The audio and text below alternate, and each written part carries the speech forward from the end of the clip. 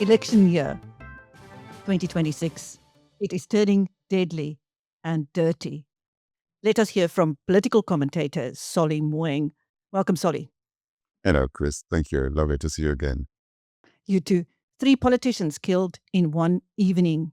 An African National Congress councillor and 2 aspirant councillors, one from the Democratic Alliance and one from BOSA. Yeah, and 2 men killed in Pakistan, also related to a political party. I'm not sure which one. I think this is really bad. It justifies the continued existence of this political killings task force, because clearly these have not stopped. And each time we start heading towards elections, it's a whole combination of people fighting for positions, but also we're hearing in the Western Cape it could have been some kind of extortion thing that happened with this lady, Sinofoyo, who had been, threatened to deliver money to some people for protection. We don't know if this is why she was killed, but it's really not good. She was an anti-crime activist as well. Yeah, Dunoon is not an easy place to be. I mean, you have to be super courageous to be playing the role that she did in a place like that. And it's very unfortunate. I don't know what else they would be required for people like that, because somebody else is going to come out. They're going to find themselves in pretty much the same situation. They do need protection. It's not a safe area at all. But those people have to be represented. They have got to have a voice in our politics.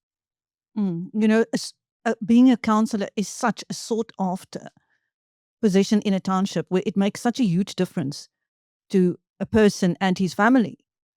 Look, there are different kinds of councillors. There are people who really want to make a difference, who see the need to get into the system, and instead of continuously peeing from outside the tent, inside the political tent, to go in there and make the difference. But there are, of course, people who also see these as opportunities for a job, to climb up and to access the feeding trough, as it were. Either way, it's a very risky position, because sometimes people are even killed by their own comrades, their own people from the same political party wanting to occupy the position. So it's a very risky place to be. From the deadly to the dirty, the Parliament Speaker is under fire for not opposing President Cyril Ramaphosa's urgent bid to stave off his impeachment inquiry. Yeah, look, Chris, what's happening with that process is it exposes again the stress in which our democratic institutions find themselves. The Speaker office occupies an important position which must be independent of political instructions, but she can't, because she's a deployee of a political party.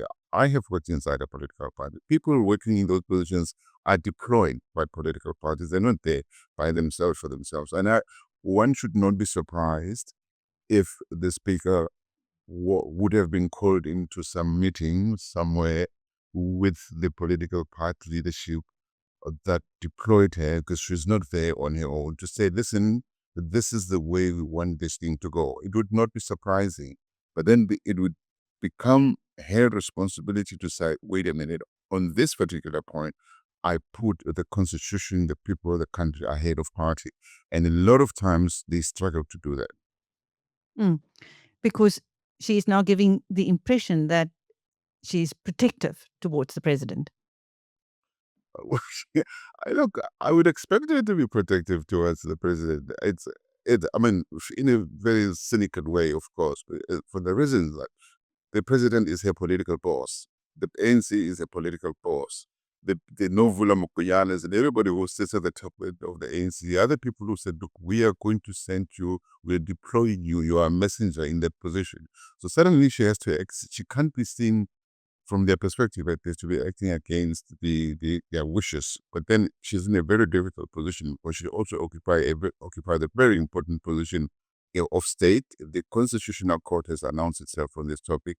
The Constitutional Court has made it clear that Parliament, which she has as the Speaker, has to go ahead with this impeachment, which it has. The committee has been established, but she's suddenly struggling to decide which way she belongs. Maybe she must resign.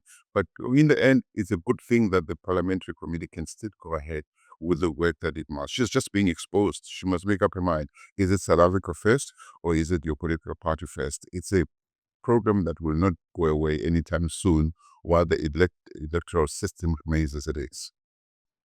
Which Phala Phala secrets that have been kept up to now do you think are in danger of being exposed if this inquiry goes ahead? Well, I heard somebody saying, "Where is the sofa? We want to see the sofa." It's part of the evidence that must sit in front of us, right? Uh, it's still very unclear as to how those funds got into the country. It's hard for me to imagine that somebody flew into South Africa with suitcases filled with hot American dollars of that amount and manage to go through customs. It doesn't make sense to me. And it is also going to expose the public protector, SARS, who decided, and the Reserve Bank, who decided to look the other way. We know that if it were you and me in that position, they would have pounced on us big time. I teach at the EU Business School, which is based in Europe, where I can pay small amounts from time to time. I could have to complete forms for small amounts. Somebody comes in there with millions and millions and they get through it. So Ramaphosa has not told us everything that we need to know. And he's like that. Ramaphosa was deputy to Zuma during the very, very toxic years of state capture, that other state capture. And he came out saying, "Oh, I don't know. I didn't see anything. He hasn't seen anything." He was deputy, for God's sake. I mean, you can't tell me that this man was asked to recuse himself from meetings between Zuma and the Guptas and whoever else was involved with Zuma during that period. He still hasn't told us anything. So right now he's pretending that, oh no, it's not such a big thing. It is a big deal. He is the president of the country. He is found to have been keeping that money, and apparently it's a lot more. It could have been a lot more than we know. And the case was, the robbery happened in 2020. He didn't say, he remained chop still. There was an attempt at private investigation of it, the details of which have been exposed. I think there's a lot more going on there. The reasons why the money was it his money? There's a lot of speculation now. Was it to fund his political party? Was it to fund his own political, staying in power? Because we know that this party operates in an era where, in a climate of having to push brown envelopes to individuals to keep them on the right side of the political faction.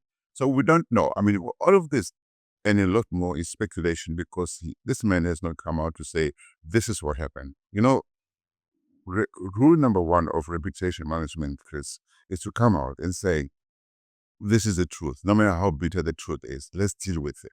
But if you leave too much room for speculation, as Ramaphosa has, we shouldn't be surprised then that people are putting this story in all directions, but somewhere out there is the truth. And that truth has not been told to South Africa about Ramaphosa. But it's going to have to fight its way out, because there's something that happens with light. If you can't keep it in the shadow, in crevices for too long, one day it's going to start coming out.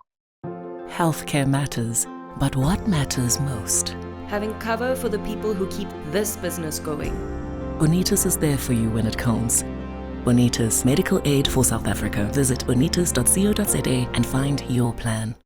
Solly, with the local government elections looming in November, there is so much at stake for all the political parties. But what should residents in our long-suffering big metros be most concerned about? Chris, I often wonder, at what point should voters take responsibility for the actions of the people they vote for? Especially if they keep voting for those people over and over again. It's one thing that if you vote for a party, an individual, they go in there, they go rogue, then you hopefully vote them out the next time. But if you keep voting them in over and over again, then it means that you haven't learned any lesson. I think this is where we're at. The people of Johannesburg, well, maybe I should give them some credit, because the ANC has dropped over the years, both at national level and at the local level. I think it needs to drop more. But they should not give any. It's not just about the ANC. Oh, look, the ANC has been the Makulu bus of South African politics all these years. But we need to ensure that nobody ever gets so much power that they can take people for granted. The people of Johannesburg need to leave Zabalazo struggle credentials behind. They need to focus on what needs to be done. They need to look at the candidates who are standing up to lead the country. They must not just look at the fancy, friendly, smiley individuals that are being put in front of them. They must look at the political machineries, because we're not voting for individuals. The same way that people said, yeah, you must vote for Ramaphosa, he's the last hope for South Africa. But he came from a political party which still has some really, really bad people in its leadership. So the same thing is happening at local level. South Africans in Johannesburg, in Ekurhuleni, in Pretoria, Tshwane, in eThekwini, Cape Town, Nelson Mandela Bay, all over, must look who is sending this person to be a candidate and what are the chances of this person changing the culture of that political animal, if they were to be voted in. The chances are that they won't. They're just employees. So what do you want to see happen? Johannesburg is broken. Hillbrow is broken. Soweto is broken. Yeoville is broken. Braamfontein is broken. Many parts, Ekurhuleni, broken. Those townships in the eastern part of Johannesburg are broken. You can't keep doing things the same way over and over again and expect different outcomes. You need to say, it doesn't matter whether the mayor is from Miss White or Indian or gay, lesbian, Muslim, Christian, as long as they're going to respect that they are there for all of the people of Johannesburg and act for the people of Johannesburg. Water crisis in Johannesburg. I see people say we haven't had water for 2 weeks, or electricity, or the potholes. I mean, the buildings that have been taken over, buildings that have squatter camps built inside of them. I mean, I've never seen anything like that. So you need somebody to go in there and be very clear about what needs to be done. And they mustn't go there, looking for favors. They mustn't go there because they must be clear that they have nothing to lose but to serve this country, because this country needs to be served. The people of Johannesburg and other metros need to be served, all of them, across the board. Race baiting, there must be no room for it. It's not about race. It's about what needs to be done to make this country, these cities, great again, because it can be if you get the right people into those positions. Solly, you are not a member of a political party at the moment, I know, but I have not asked you this question. Why did you leave ActionSA?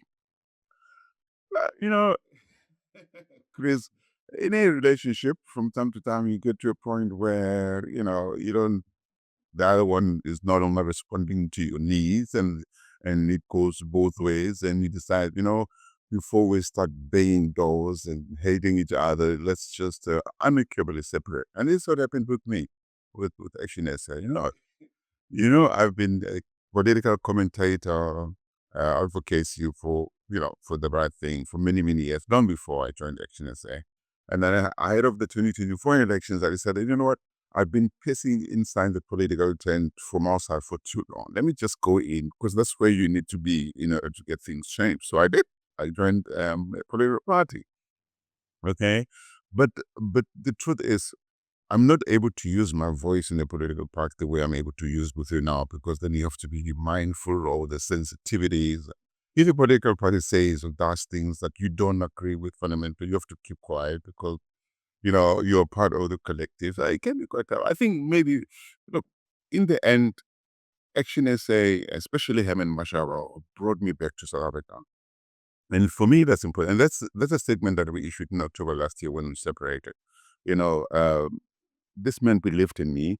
He believed that what the ANC had done to me to get me kicked out of the country. I wasn't kicked out. Basically, conditions were created for me to leave. He said, I'm going to bring you back home. And he did. So I respect him for that. But it doesn't mean that I have to stay and walk a political journey no matter what. I thought, this country still needs voices that will speak truth to power, irrespective of who is standing in front of South Africa. South Africa comes first to me. No political party, no political leader will ever stand between me and South Africa. That's for sure. So I mean, I understand people who keep thinking that I'm settled with a political party because they haven't seen the statement. We live in an era where when you say something, you cannot assume that everybody has heard you.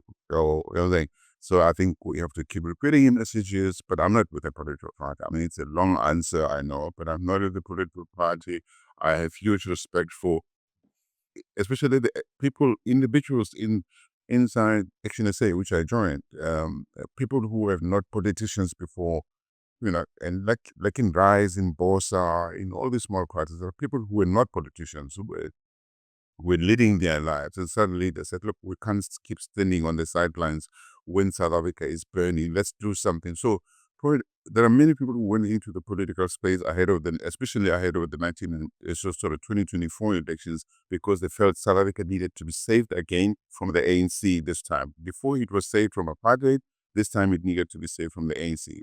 So they've gone into BOSA, into Rise Mzansi, into ActionSA, good people with good credentials.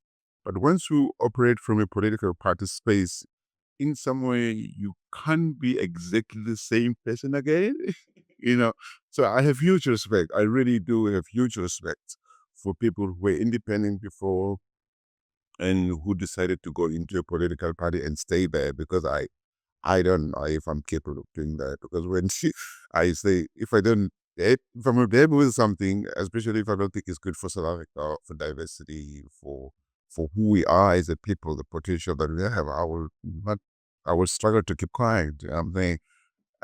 But I would vote for somebody when the elections come. Of course, I will always vote. I haven't decided whom I'm going to vote for, but I do vote, and I do call others to vote for what is good for their country, for South Africa, for the metro, the township, the municipality in which. Do not look at skin color, do not look at emotions, look at whether those people have what it takes to make the difference that needs to be done for your city, for your country. I agree with you, Solly. I've never been a member of a political party. And should a party come along that rules for the people, I shall join it. But thus far, that has not happened. Thank you so much. Thank you for joining me again, Solly Moeng, political commentator on Biz News, with me, Chris Steyn. Thank you, Chris. It's a pleasure.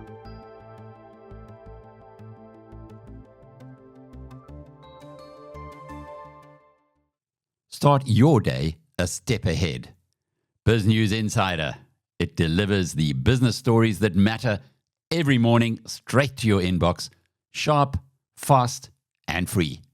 Subscribe now. In uncertain times, good information is priceless. The Biz News Conference is heading back to the Drakensberg. Join me, Alec Hogg, from the 11th to the 14th of August for BNC 9. Champagne Sports Resort, where it all began, and where our community gathers for honest conversations, smart investing insights, and direct access to some of South Africa's sharpest minds. Come and rub shoulders with the best we've got. 28 keynote speakers, 3 days. Seats are available now. Book your seat by clicking the link in the description.